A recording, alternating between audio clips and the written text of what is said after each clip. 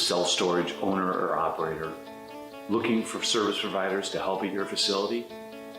Well, the Storage Business Owners Alliance, also known as the SBOA, has you covered.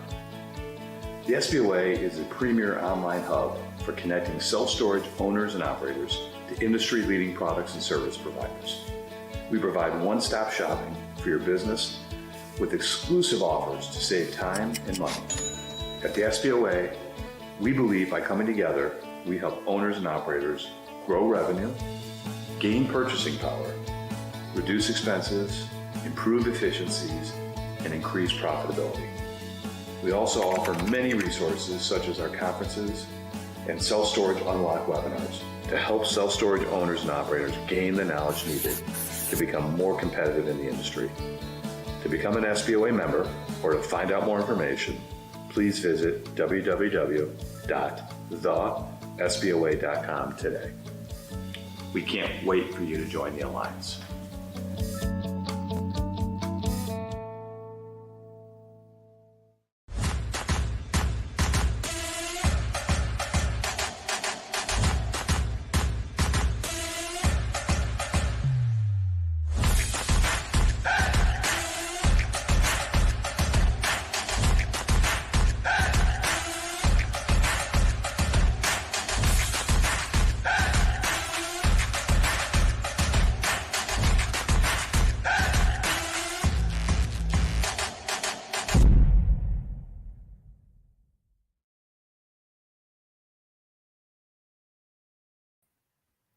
Good morning, everyone. Thank you for joining us for another Self-Storage Unlocked.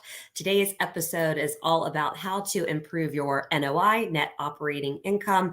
And we have such a good panelist lineup for you today.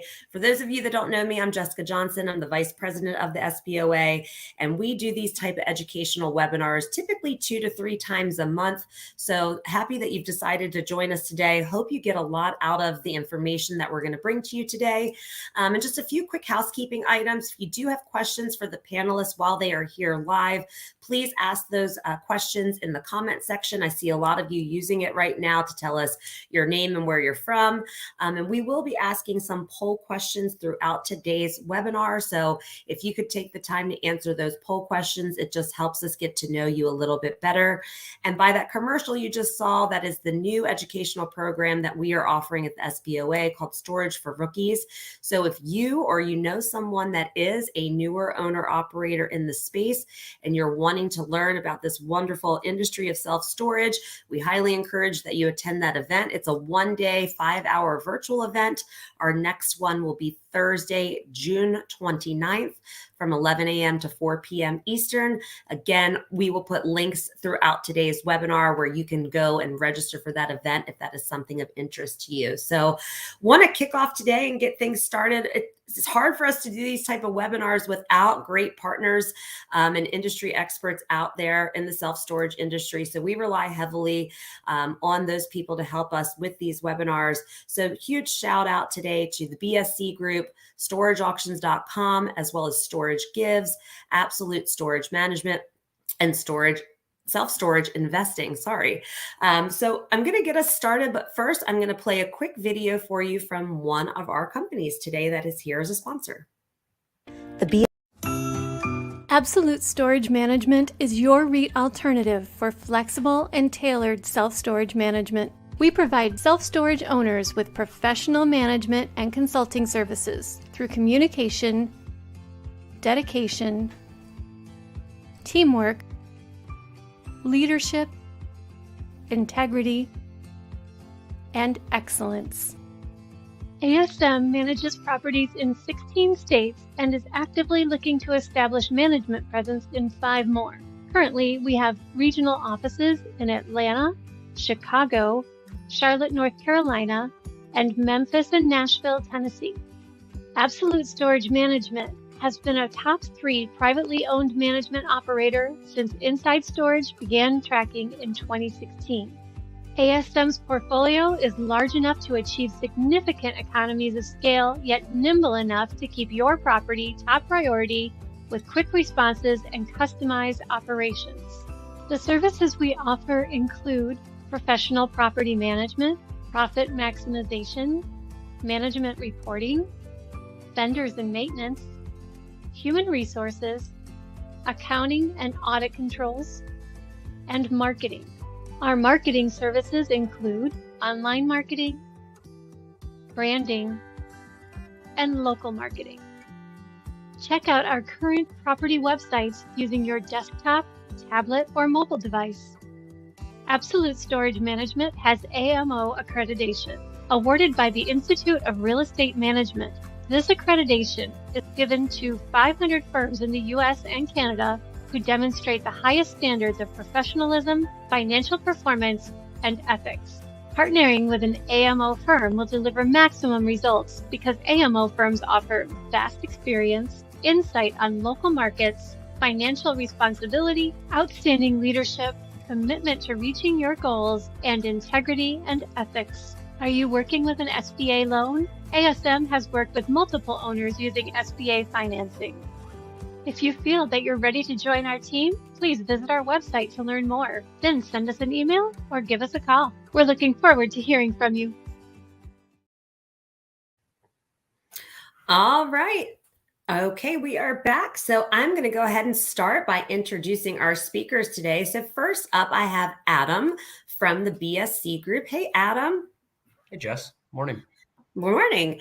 So Adam, tell me about you, how long you've been in the industry, and what the BSC Group does and what you do over for the BSC Group. Absolutely. So BSC Group is a mortgage brokerage company. We specialize in self-storage. When the founders, Sean and Devin, founded it in 2009, and we're doing storage financing a little before that. They basically thought, wow, everything else is so crowded. Storage, there's not a lot of people covering storage. So founded the BSC Group, and we have done a lot of self-storage financing since then. I think we're at about $4 billion. Don't go and quote me on that or research that too hard because we don't know the exact number. But and so what I do is I'm one of the brokers over there, and I started as an analyst in 2014. So I guess in September it will have been 9 years, which it doesn't feel like that long, but yeah, so that's what we do. And we're excited to be here. Always love being on these webinars. So thanks for including us. Yeah, thanks for being here. And I can, vouch for Adam and his team. They help us do many of our transactions back in the day. And I don't know what we would have done without you guys back then. So thanks to you and your team, Adam. All right. Next up, we have Grace from Absolute Storage Management. Hey, Grace. Good morning. Hello. Hello, hello. All right, Grace, same as Adam. Tell me who you are, what you do, and who you work for. Yeah, good morning, everyone. As the screen says, my name is Grace Totty. I work with Absolute Storage Management, and we're one of the leading third-party management solutions in the industry. The company's been around. This is actually our 21st year. We just celebrated our 21st birthday in May, and that video is a little out of date. We are now in 21 states. We're officially out west as well. We just gained presence in Colorado and Arizona, so that's really exciting. Awesome. I've been with the company for 11 years and have had a number of different roles. Started in operations, working right under the founder, Matt Bailey and Michael Hall, and kind of found my way into marketing, found my passion in marketing, and now do a lot of side-by-side evaluations for properties that help operations succeed and the properties succeed, but looking at it through a lens of how can marketing help the properties. That's what I'm doing today. That's awesome. Well, thanks for being here, Grace. You always have some good nuggets for us. So happy to be here. Awesome. All right. Next up, I have Miss Kathryn East from Self Storage Investing. Hey, Kathryn. Hey, Jessica. Glad to be here. Love this format. Oh, awesome. Well, thank you. And you guys do quite the format yourself with Scott Myers and your group. So tell me all about who you work for, what you do, and how long you've been in storage. Okay, so I've been in the storage industry for 16 years, and I did start off as an on-site facility manager, quickly being promoted to a corporate manager running 8 facilities. So I do have an extensive background in operations. What I actually do today and who I work for is myself. I own my own consulting firm, not to be confused with third-party management like Absolute. I am a consultant, so I work from start to finish on making sure that the right operations are in place so that the NOI is driven higher, whether that means hiring a third-party management company, bringing it in-house, however that's got to be. But on the other side of things, I do work with self-storage investing with Scott Myers. I'm a coach, a mentor. I'm actually at Alive Academy right now. So I really appreciate you guys having me on today. Awesome. Well, thank you for taking time. I've been to Scott's mastermind and it's a jam-packed 3 days. I'm sure the workshop is the same. So we really appreciate you taking the time out of your day to join us since you're there. So thank you. Yes. All right. And last but not least, I have Mr. Lonnie Bickford from storageauctions.com as well as Storage Gives. Lonnie, you've been around for quite some time. Tell us all about you, your companies, and what you do. So you think I'm old? You said it. I didn't say it. Yeah, I am.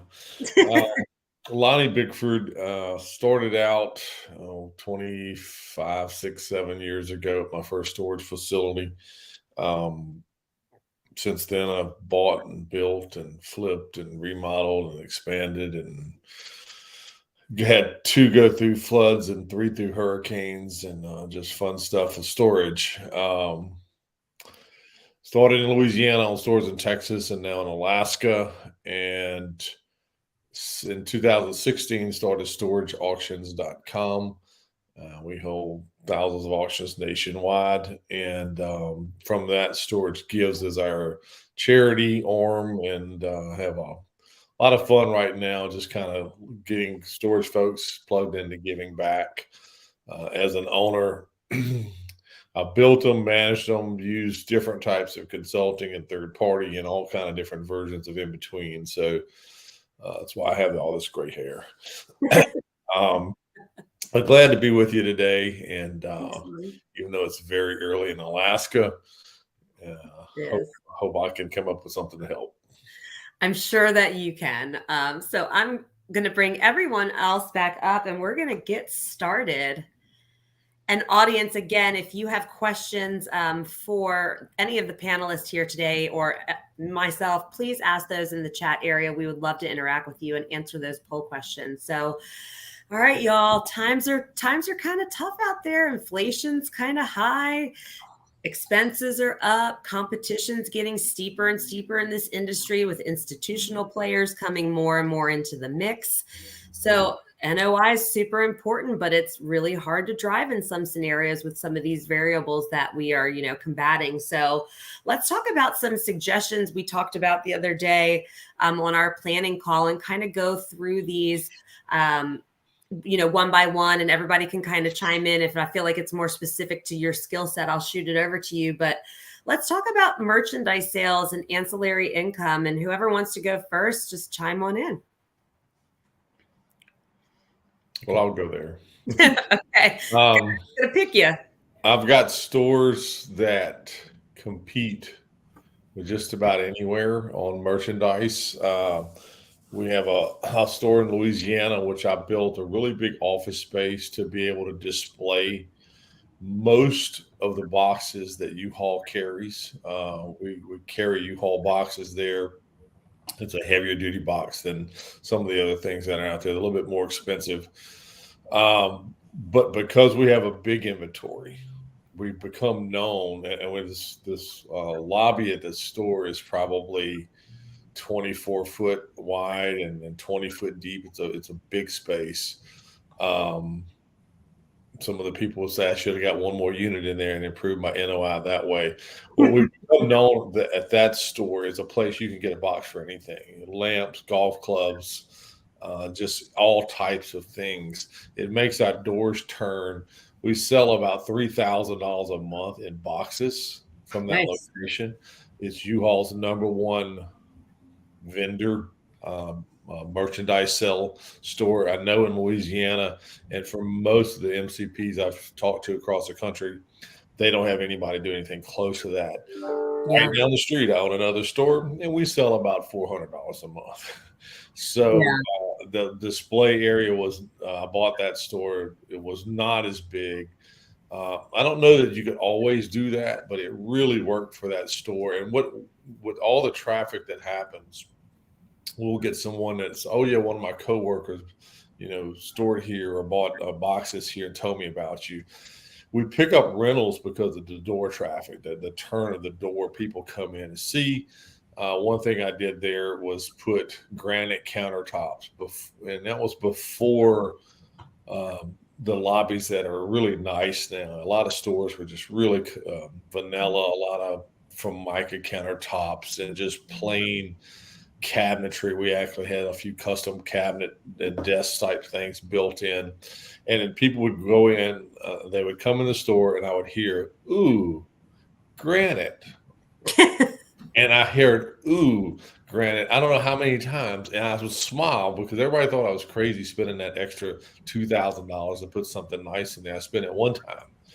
But that really, really, really helped when people would come in and get an experience, the first experience walking through the door. And $3,000 a month, nothing to sneeze at there on that merchandise. But again, it was because we built the right thing and we worked real hard in being able to do that. I haven't been able to duplicate the same thing at my other stores, but I don't have the display area either. Yeah. I guess, and every property is going to be situational, right? And especially if we keep transitioning more into like this remote managed. Yeah. Actually, if you don't mind, I wanted to say something about that because a lot of my clients are actually moving to that remote management model, but it has not hindered us from selling ancillary items because our software elements are allowing them at rental to just pick out what they need, and then our boots on the ground person puts it inside their unit for them. And so we've still been able to capture at least a portion, not quite like Lonnie's getting, but at least a portion of that ancillary income as well, which is helping NOI significantly. That's awesome. And I'll ask this out to everyone because this is from Alex, and maybe you don't have these numbers off the top of your head, but do you know the typical profit per box or package of boxes that you're getting? Kathryn, I see you shaking your head. So we're averaging about 150% profit. Okay. I was going to say the same thing, between 100 and 150%. Yeah, just depending on the size of the box. It's relatively like when you're pricing a unit. The bigger the box, the less income or profit stability that you're going to receive on it. However, it's about 100 to 150%. That's perfect. Yeah, that's awesome. Yeah, and we're comfortable doing that. I think our property managers would say, our lot costs more than what the tenant could get at Home Depot or somewhere else, but we're comfortable with it being a convenience purchase, especially like to what Kathryn's saying. We deliver it to your unit, whether it's the lock or purchases of boxes and things. And so if some of our owners like, well, hold on a second, I don't want to lose sales because they can buy it cheaper. Usually it's a higher quality lock and or box. And there's a convenience component to it too, that consumers, we're not experiencing a whole lot of pushback. Although we're also not doing what Lonnie's doing, at $3,000 a month for retail. That's impressive, man. Yeah, it is impressive. But we still charge the high convenience price. And the U-Haul boxes, a lot of them are printed a price on there, and we're way higher than that. And they'll say, and I'll tell them, you can drive to U-Haul. You go across town, and it's about 10 miles away, and take you about 30 minutes and 40 minutes in traffic to get there, and you can get them cheaper. I love that you give them the whole spiel. You're like, it's 10 miles, but it's 40 minutes. You wasted all that gas. Might as well pay for this. Yeah. And with gas prices, look at that. Sometimes we tell them to bring a Glock and a pit bull too. But anyway. So then you mentioned something, and I think it's neat just to if we could park it here, but just the value of foot traffic. We didn't think about, or I didn't think about this, but like racking my brain now, our properties do a fairly good job. And I think in different markets, we've been able to test like Amazon lockers as just a way to get some additional foot traffic to the site. Clearly, U-Haul or Penske truck rentals, that's thankfully a complementary product that usually leads to us like being their rental solution or their storage solution. But that's a really great point. I didn't want to just like drive past it. It's just the value of, it doesn't have a direct NOI impact because those folks that are using our Amazon lockers, they might not need storage today. And so conceptually, it doesn't impact NOI, but there is a correlation that power of 7 is something that as a marketer I talk about. Individuals need to be comfortable with your name and your brand and need to be aware of where you are. And usually that means they have to interact with you 7 times. And so that compounds, like just the visibility and traffic. That's neat to mention also. Yeah, and Grace, I want to piggyback on this because there's a comment in the audience. My moving supply sales went down dramatically when I stopped renting U-Haul trucks, trailers. I didn't realize how much not being on the U-Haul website would affect moving supply sales. I could use some tips on getting more sales for moving supply inventory. So again, they eliminated something that was a traffic foot driver probably to the property, and now it's impacting sales across the board. So one thing we did on our website was make sure we had some content on moving, on packing, and we shoved in all our keywords in the correct way about the different types of supplies, boxes we had. We were very intentional in letting people know you could find boxes at our store, not just put the 3 little display thing. We sell boxes out by the road. We put it on the website. And at that store, we are a U-Haul truck provider, and that store also is the largest U-Haul what they call affiliate in the state, and has been for about 15 years now. It's a pain. Some managers really struggle with, especially the trailers. The big trailers are heavy. It takes a pretty stout worker to move them around, even with the dollies. You could turn off and not have the dollies, but the amount of foot traffic that the trucks and then the doors bring, the boxes bring through the door, there's no way to quantify it. We try really hard because you never know when someone rented a truck 4 years ago and now they need storage, they came back, but it sure works. I've had one manager in 20 years that liked being a U-Haul manager. That's something we prefer if we didn't, but I don't pay them to prefer things. I pay them to help make the store money. correct. So for me, it's a little bit of a hassle, but it's a lot of NOI. I joke about this often, and I've heard this so often from so many owners as I travel from state to state to the state shows. My manager doesn't like that, so we don't do it. And I just want to fall to my knees when I hear that phrase, because I'm like, then you don't have the right manager. I would like to free up your manager to pursue other job opportunities. I charge an hourly Promote fee. them to tenants. But I did want to piggyback off of something that Lonnie said, because it's very important for us to understand as storage operators and storage owners and management companies that those meta descriptions that you put into your website are key in order for you to be found for even boxes, locks, boxes, and moving supplies. So if you feel like what you're having on your website, and you should be checking this at least annually anyway through an audit, but if you feel like you don't have the meta descriptions in the back and that's why people aren't finding you, your website provider has the ability to put in those meta descriptions specific to the ancillary items that you're promoting.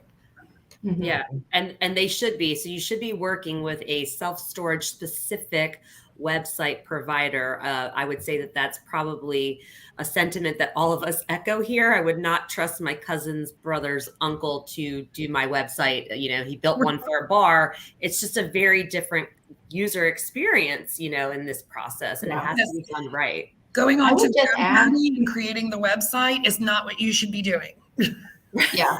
I would just add too, to Stacy's question here, you can also add it now on your Google listing. We add moving supplies as a product. And so before they even get to my website, they see that we offer moving.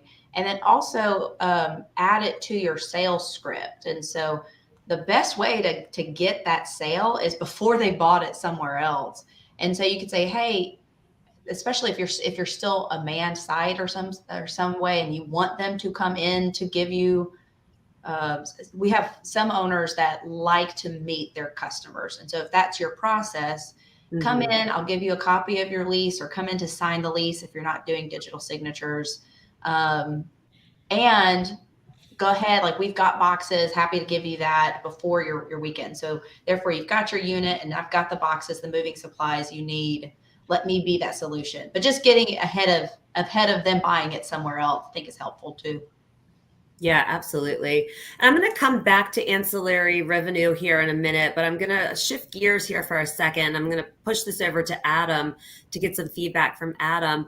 Adam, what about collecting fees, admin fees, late fees, lien fees, auction fees, cleaning fees, insufficient fund? I mean, there's a whole list, right?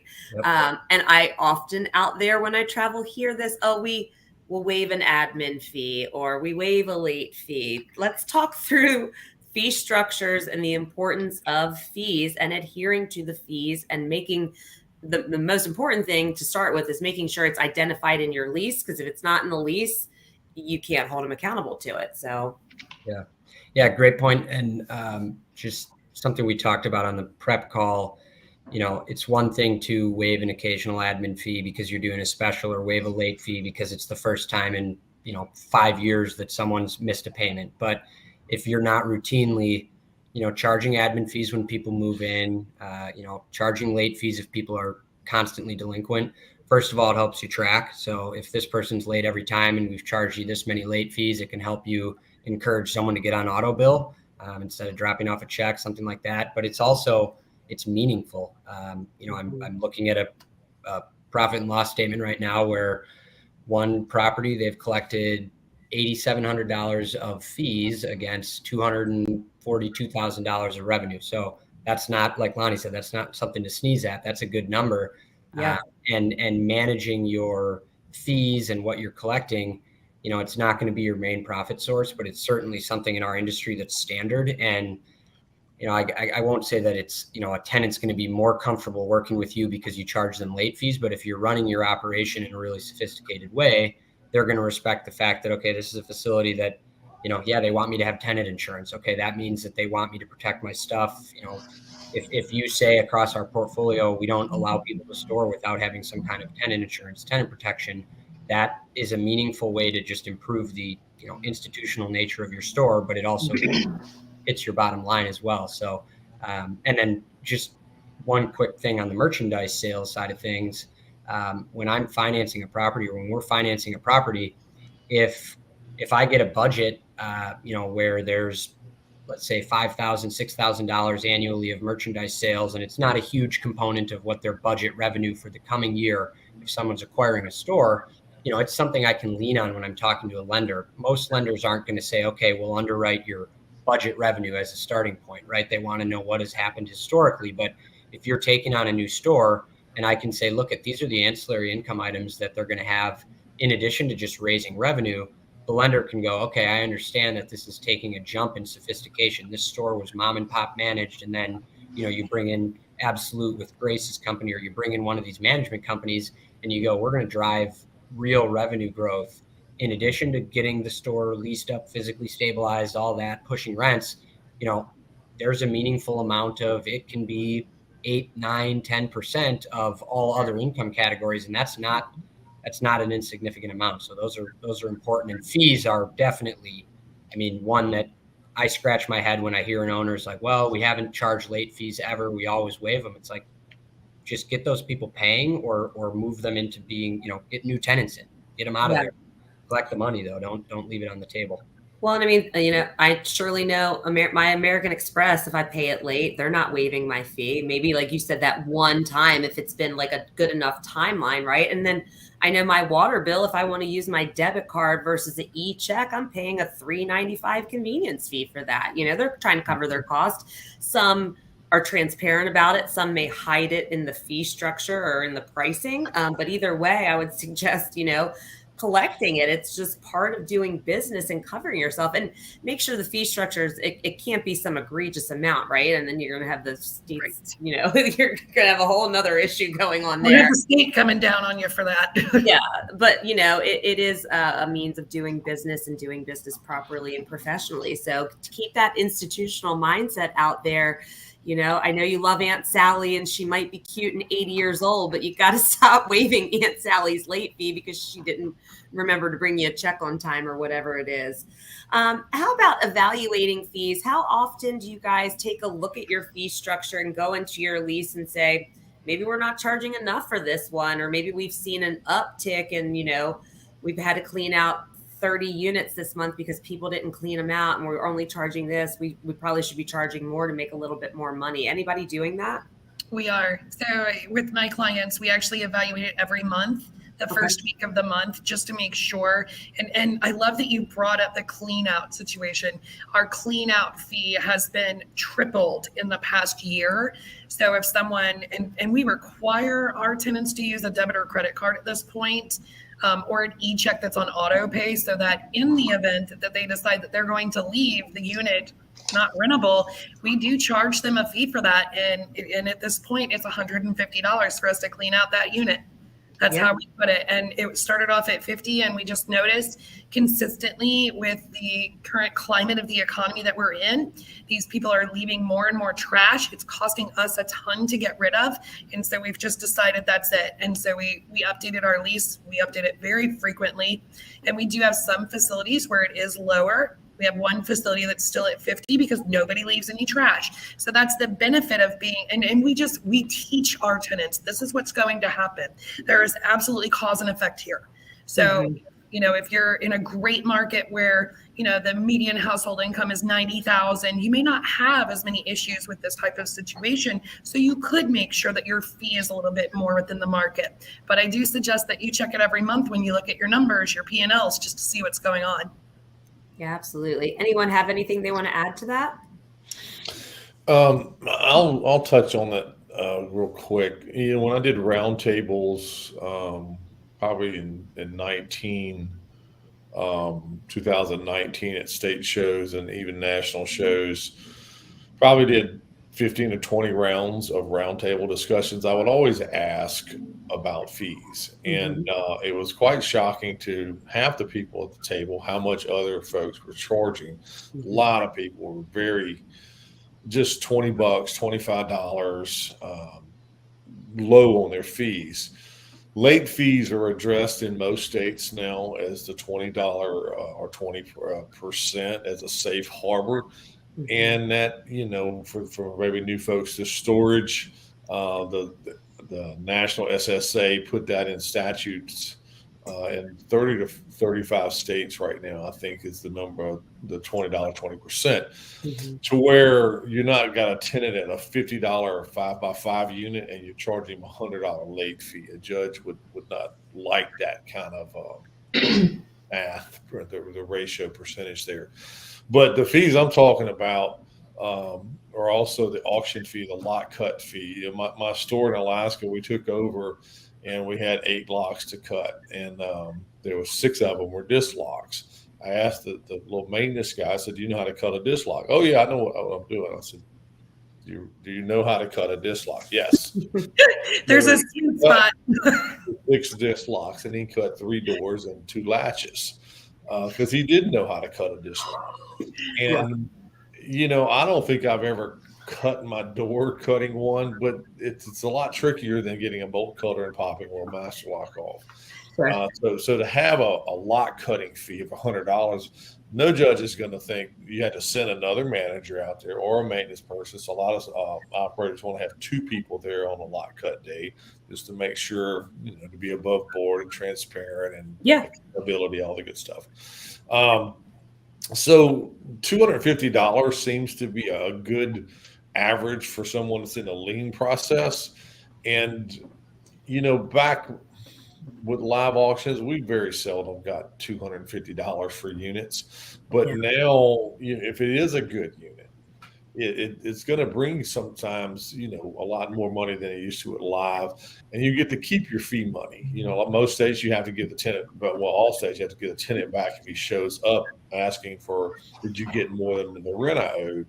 But you don't have to send it into the state just for the rent. If you got fees, you get to keep that much too. So go ahead and make sure you apply those fees before you do get a unit that brings a few $1,000s or Like we had a Pokemon unit, we call it, the other day. They had a bunch of cards that go for $48,000. I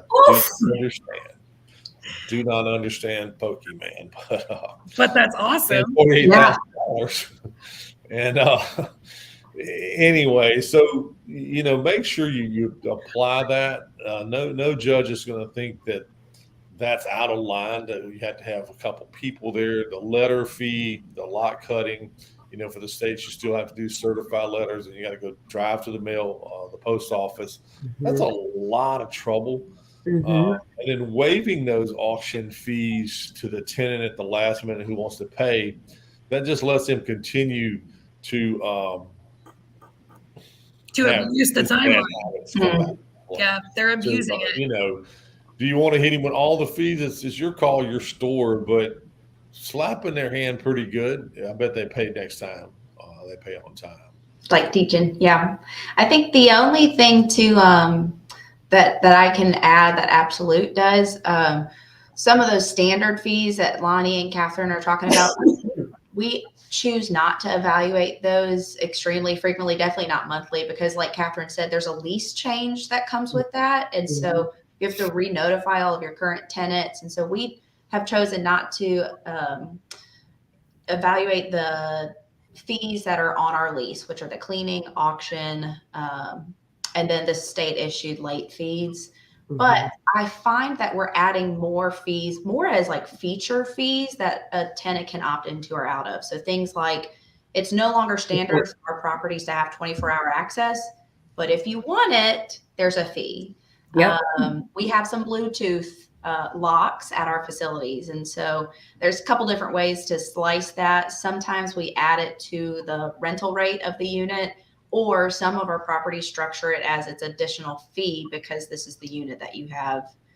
I think the next kind of like pipeline fee that we're going to evaluate is like access fees. And so really tapping into how often does each person access their unit, and charging them a damage fee or a wear and tear fee because they access multiple times a day or multiple times kind of outside of the normal access, if you would. And we all know it's because of the wear and tear, the additional wear and tear that it's going to take me to fix that door when they finally do leave, or the unit because they've got nicks in it, and things like that nature. We haven't done that system wide, but we're doing it for some of our properties now. Grace, I like the idea. I'm smiling thinking, what are you going to call that?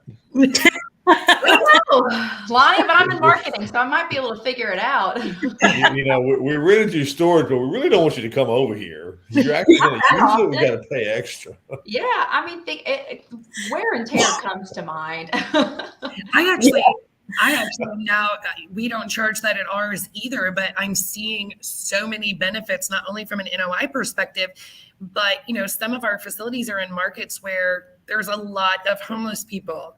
And so if they rent a unit, we see them coming in every day, several times a day. Listen, you can do that, but it's a wear and tear fee that we're going to be charging you for our gates, for our keypads, the door, for the use of the facility. Yeah. And it might end up, Lonnie, to your point, it might not end up as a separate fee, but it's going to impact their current tenant rate when we do rate increases. Oh, absolutely. I mean, that's a great idea. If they're using it for a big part of their lifestyle, they're going to swallow that price increase a lot better. One thing that Mike Burnham at StoreSmart, I mean, he's just a genius at driving revenue. His revenue management data from 7 or 8 years ago was just way ahead of anybody else I heard speak on that subject. One of the things that his stores do that I think is just great is the closest unit to the door, the closest unit to the office, the closest unit to the front, even if it's 4 rows back, if everything up the very front is full, it can be 4 buildings back on a non-climate that you're driving your car to every unit. This is a premium unit, and he charges $7 or $8 more for it because it's the closest one.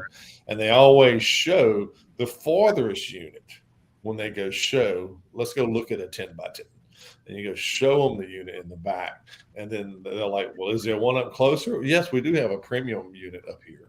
And he gets an extra revenue from that. And that is gigantic. I mean, if it works a small percentage of the time and you're getting $6, $7, $8, $10 a month times 12 times the 18 months that they stay, that's giant for Mr. Adam to be able to get you a better sale price and some more financing. So Lonnie, you're saying they take them to the less desirable unit first and then try to sell them up? We would go at the Perkins store in Baton Rouge, put them on the elevator, bring them upstairs, and walk to the very far corner. It's always got a nice unit back there. Genius. And then when they're walking by other units, they see it doesn't have a lock in it. And what about this one? Oh yeah, we can get that one. It's like $8 more. Yeah.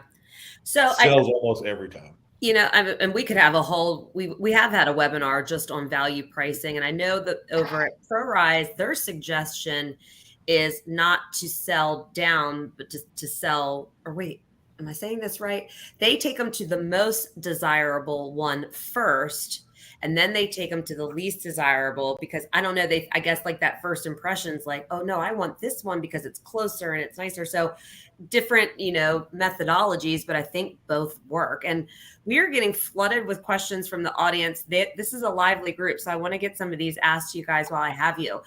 So we'll shoot this one out there. Do you pass the credit card processing fee to the customers? We do not. I feel like, we have, as an industry, are now training our customers that we want them to be on that reoccurring payment. And so because we want them to do that, I don't pass on that fee to them. I do know that a lot of industry leaders are starting to do that, a 3 or 5% convenience fee to run their card. It's just, we have so many fees and I love driving NOI. But if I'm asking them to do it, why am I passing that fee on to them? Yeah, and I think we have to measure too, reducing expenses to increase NOI might come at an operational cost. And so I live in Shreveport, Louisiana, and restaurants have started to do that to us. If you use your credit card, it's a 3% upcharge. So we are using cash more consistently. Mm-hmm. Well, we know that our cash tenants stay shorter amount of time with us, whereas a credit card customer is going to stay longer. They usually don't have as many collection issues, and so it's less financial and resource drain on the facility. And so we are not passing our credit card costs to the customer because we don't want the ramifications of that. Awesome. Thank you both. Some states it's not allowed either. Scott Zucker gets real funny on that one. Yeah. So again, it just shows the importance of being involved in your state level SSA, knowing your state laws, or working with an attorney that is skilled in self-storage that can help you with some of these barriers that you might not know. Next question. This is from Sean. How many of your clean out fees are getting reversed on a chargeback weeks after you charged it? Oh, so I wonder if she's actually he is actually putting that towards me. So the answer to that is, and we have measured this, it's about 20% that we're getting charged back. So we are capturing about 80% of those fees, which, believe me, is more impressive than you think, considering your thought process is, well, they didn't pay their bill in the first place, and that's why you're cleaning out their unit. That's not really actually the case, because I require that my clients and their managers and third-party management companies stay under a 5% delinquency. So we don't have a lot of delinquent units. It's people that they just didn't want the bed, or they didn't want the Christmas tree. For the love of God, take your Christmas trees. And I'm like, okay, I mean, if they leave the unit and they provided notice, they told us they're done, we go to check the unit, it's got a Christmas tree in it, $150. Have a great day. Kathryn, do you put in your lease that description of the clean out fee? Yes, we do. Okay. I think that would be an important thing to maybe cover. Very much so is. Move in.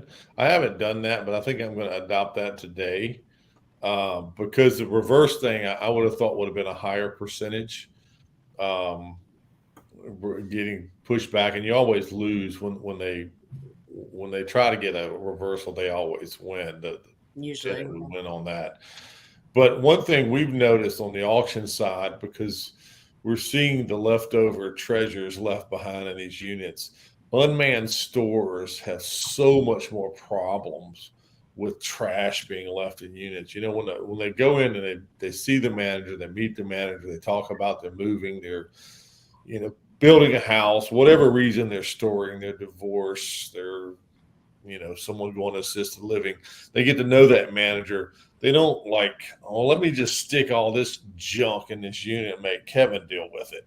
So without anyone there, to a significant difference, we've noticed the unmanned stores struggle with trash left in units. And sometimes it's like they cleaned out their car and threw the McDonald's and Arby's bags on the floor when they were moving out. It's just, how else did a McDonald's bag get in there and an empty Coke bottle? And when we catch them on camera, they get charged. So I think putting it in the lease, being able to try to fight for that clean out, that's something I'm going to adopt. Thank you. Yeah. So we didn't at first, Lonnie, and then we did realize very quickly, because we did see a much higher percentage of chargebacks because people were disputing it. So once we actually added the verbiage into our lease that encompassed that, these are the conditions that you will be charged for. You will not have the right to dispute this charge. We will have it either on video or on pictures, and we will submit it to your bank and fight this. Yeah, for sure. We've talked a lot about driving revenue. And I mean, like that, again, so many of these things can be like an entire hour plus webinar within themselves. But let me shoot some questions over to Adam about controlling some expenses, right? Because you drive revenue, you lower your expenses, NOI is naturally going to increase, right? It's just simple math.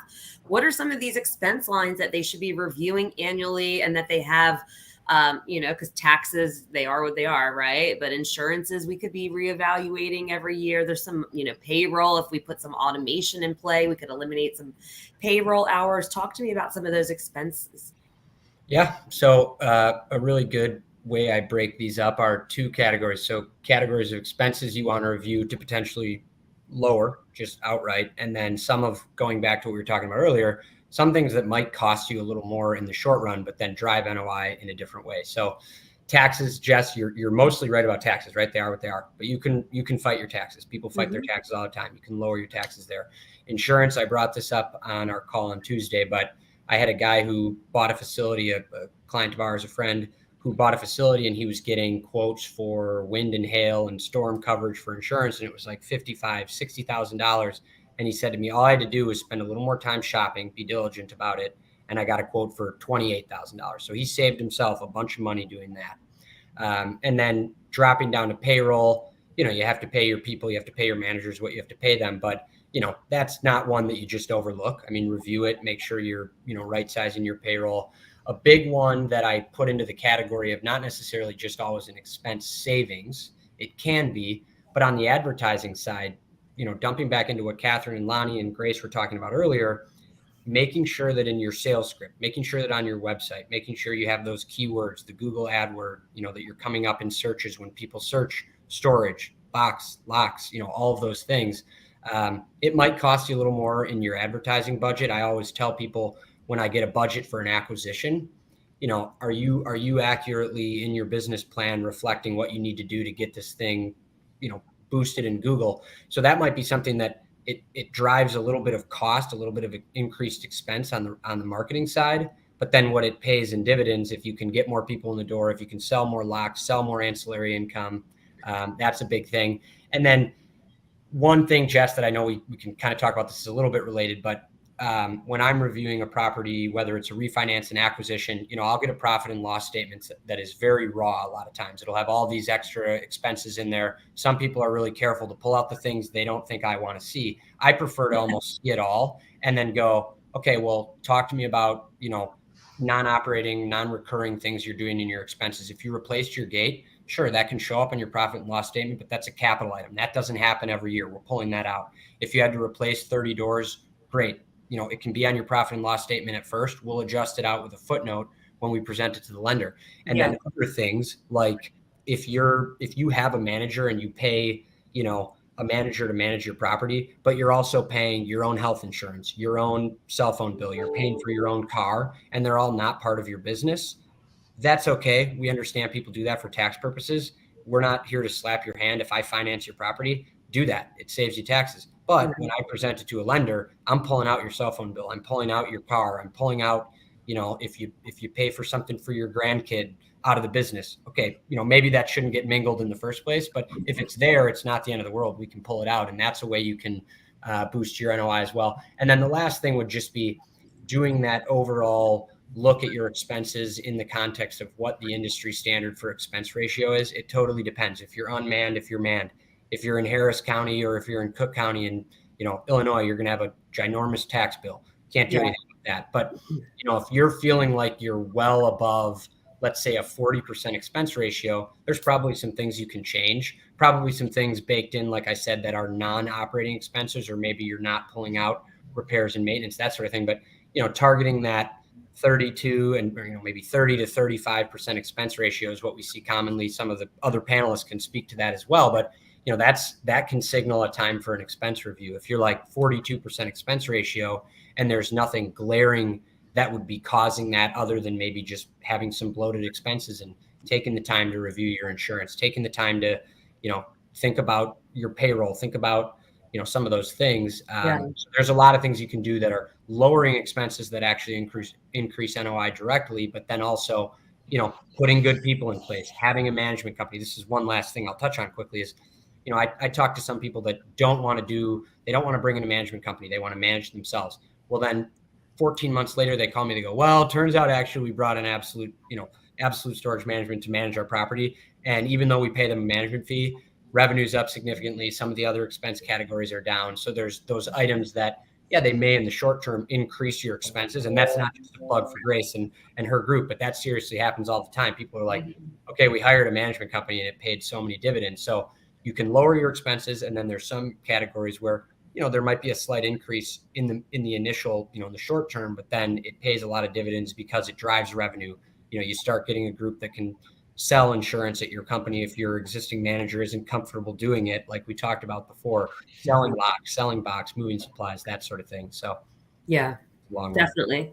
Grace, I'll push this over to you because you do all the marketing over there at Absolute. And I know on our end, I do, the marketing on our side with Iris.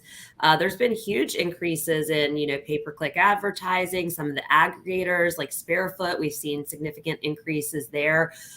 Give me some footnotes on that, what you've seen, Grace. Yeah, I think definitely. And I think that'll continue this year as my projections, just as kind of we're seeing GPI in the industry is dropping year over year. And so competition is going to want that next rental. Everybody is pining for that next rental. And the REITs that have much larger pockets than our owners, and I'm sure Kathryn, some of the owners you deal with, they just have larger pockets and they are willing to spend more. I think that cost per lead is going to go up. But to what Adam is saying, like expenses, as far as it affects your NOI, advertising can still be done. And I think smaller operators can be nimble enough to do it well and efficiently and effectively by using correct keywords. And so, just partnering with your agency or whoever's providing those ads for you. I would encourage you, if you are using pay-per-click ads, any type of pay-per-click ads, whether it's on Google, Bing has picked up a lot of steam lately with ChatGPT's involvement. But don't do it yourself because you'll have some missed opportunities to reduce costs there.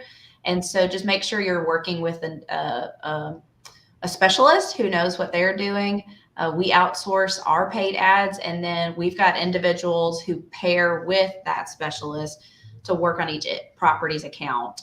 And then also just remember, it's not a all or nothing with advertising. There's tiers. And so we function on an occupancy based advertising spend. And so as your occupancy drops, you do need to spend more. And it's that idea, if we can spend more, we get more traffic, more eyeballs, can convert those leads into rentals because we have more availability for those folks. Like we can service their need. And then as our occupancy grows, we don't have as many units available. So I don't want to drive these eyeballs to my website because I can't service them. I don't have any more parking spaces. So stop advertising for parking. Stop paying for eyeballs for parking.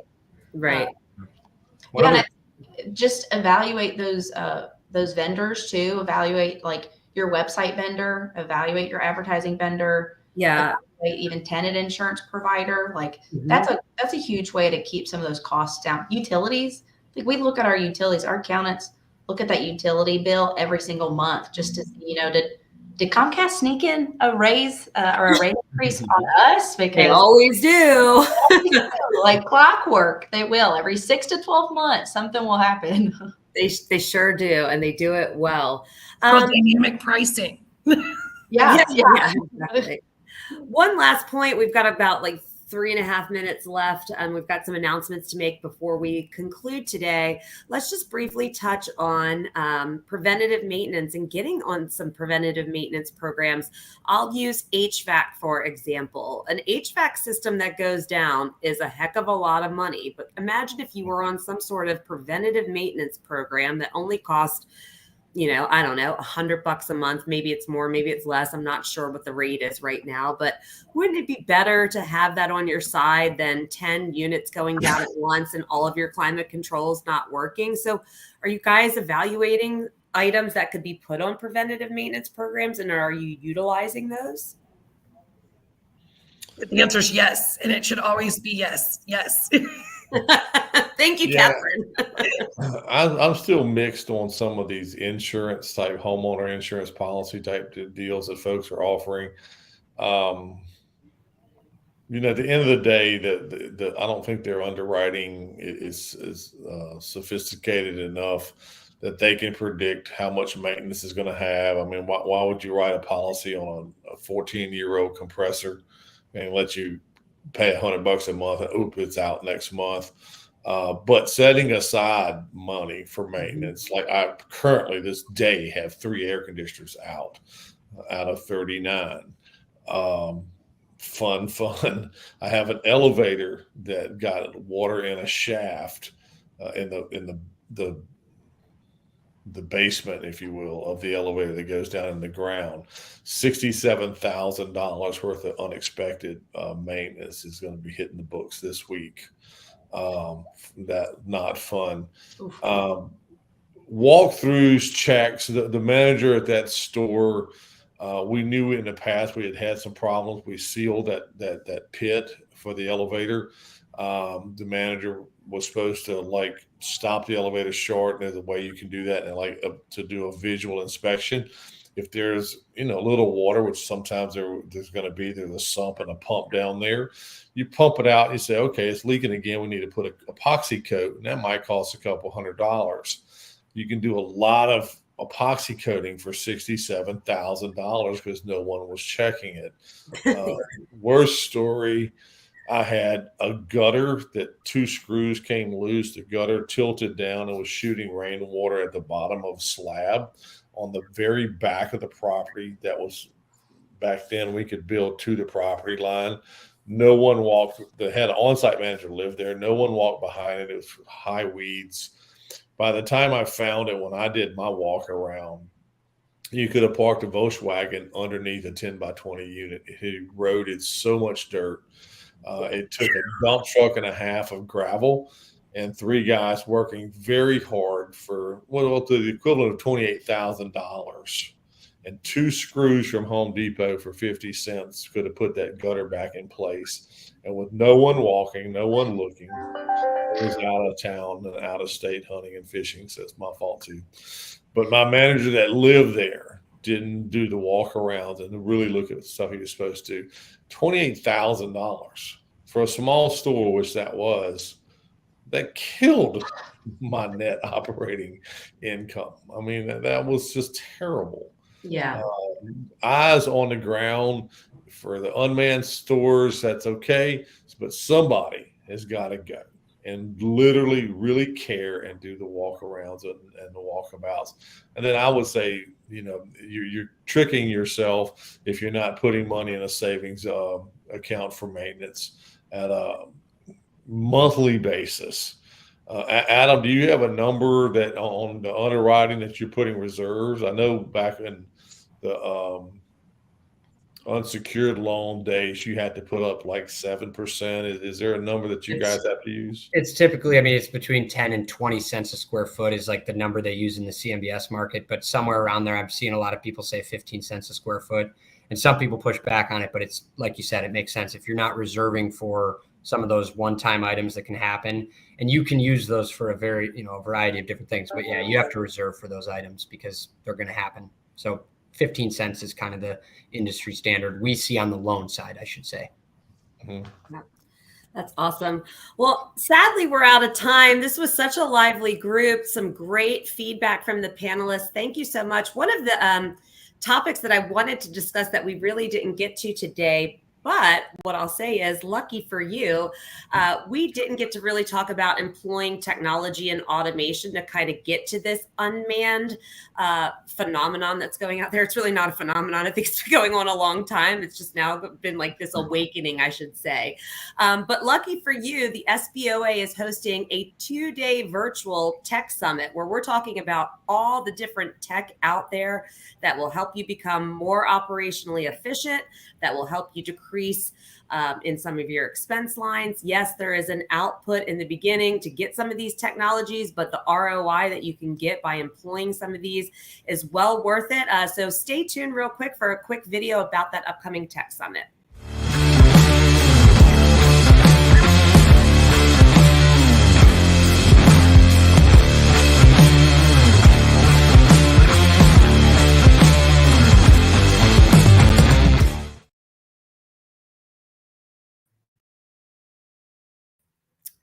All right, everyone. Like I said, June 14th and 15th from 11 to 5, I think it is. I should know this. I'm the one helping plan this whole thing. But anyway, we have a 2-day tech summit, June 14th, June 15th. We have some of the major tech industry leaders coming to join us to talk about their products and services, to give you education on what you need to get this unmanned remote model, facilities working towards creating some good value for you. We've talked with Copper Storage Solutions that has done this. They did a valuation on a property that was not being ran under this model. And they did projections on if it would have been ran under this model, it would have increased their valuation by an additional $4 million. So there's big money to be made here if you employ the right technology and you do the business operating model in the right way. Also, one final announcement, or two final announcements. There is a discount code that was posted in the chat. I think if you type in 61 SSU Tech, or it's in the chat. Don't listen to what I'm saying. Look in the chat. Use that discount code. The 2-day ticket's only $50. If you use that discount code, you get the 2-day ticket for $40. And we are back next Thursday at our regularly scheduled time of 11 a.m. for another Self-Storage Unlocked. Next week, we are talking about calculating the valuation of your self-storage property. So it's a really good continuation from this one that we had today. Thank you to my panelists. Thank you, audience, for joining us. You are a great, lively bunch. We love doing these. We love bringing industry knowledge to you. And we'll see you guys next week and hopefully at the Tech Summit. Hope you all have a great rest of your day and a good weekend. Take care, everyone.